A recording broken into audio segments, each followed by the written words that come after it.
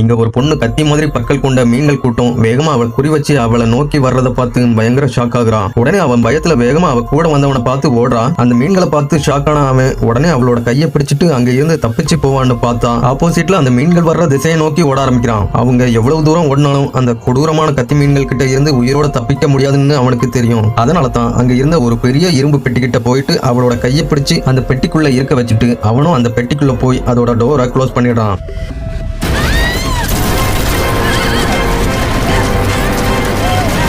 அந்த கத்தி மீன்கள் விடாம அந்த பெட்டியை கடிச்சதுல அந்த பெட்டியில நிறைய ஓட்டைகள் விழுந்துருது. அவளுக்கு பயத்துல என்ன பண்றதுன்னே புரியல. அப்படியே ஹாஃப் அன் ஹவருக்கு அப்புறம் அந்த பெட்டிக்கு வெளியில மீன்கள் அட்டாக் பண்ற சத்தம் கொஞ்சம் கொஞ்சமா குறைய ஆரம்பிச்சு கடைசியில எந்த சத்தமும் இல்ல. அவங்க மெல்ல டோரை ஓபன் பண்ணி வெளியே எட்டி பாக்குறப்ப அந்த இடத்த சுத்தி எதுவுமே இல்லாம ரொம்ப அமைதியா இருக்குது. உடனே அவங்க ஒரு செகண்ட் கூட வேஸ்ட் பண்ணாம பாதுகாப்பான இடத்தை தேடி கண்டுபிடிக்க கிளம்பி போறாங்க. அப்போ அந்த பொண்ணு அங்க ஒரு இடத்துல தண்ணியை பார்த்ததும் அதால அவளோட பாடியை கொஞ்சம் வாஷ் பண்ண ஆரம்பிக்கிறான். அப்போ அவ கூட வந்தவன் திடீர்னு அவளையே கூர்ந்து பார்த்துட்டு நிக்கிறான். அந்த பொண்ணு பின்னாடி நிக்கிற அவனை கவனிச்சுடுறான். சடனா அவன் போட்டிருந்த ஷர்ட்டை கலட்டிட்டு மெல்ல அவ பக்கத்துல வர்றான். உடனே அவன் பயத்துல என்ன பண்றதுன்னு தெரியாம தற்காப்புக்காக பக்கத்துல கடந்த ஒரு கல்லை எடுக்கிறான். அப்படி எடுத்துட்டு அவ திரும்பி பாக்குறப்ப அவன் அவனோட ஷர்ட்டால அவளுக்கு பின்னாடி மறைஞ்சு நின்று அவளை அட்டாக் பண்றதுக்கு ரெடியா இருந்த ஒரு கிரியேச்சரை அவனோட ஷர்ட்டால பாஞ்சு பிடிச்சிடுறான். அப்பதான் அந்த பொண்ணுக்கு அவ உயிரை காப்பாத்துறதுக்காகத்தான் பக்கத்துல வந்திருக்கான்னு புரியுது. கிரவுண்ட்ல இருந்து மறைஞ்சு வெளியே வந்து அட்டாக் பண்ண அந்த கிரியேச்சரோட ஸ்ட்ரென்த் இவ்வளவு அதிகமா இருக்கும்னு அவனுக்கு தெரிஞ்சிருக்காது. அப்போ அந்த கிரியேச்சரோட ஒரு டென்டக்கிள் அவனோட செஸ்ட்ல கிழிச்சு காயத்தை உண்டாக்குது.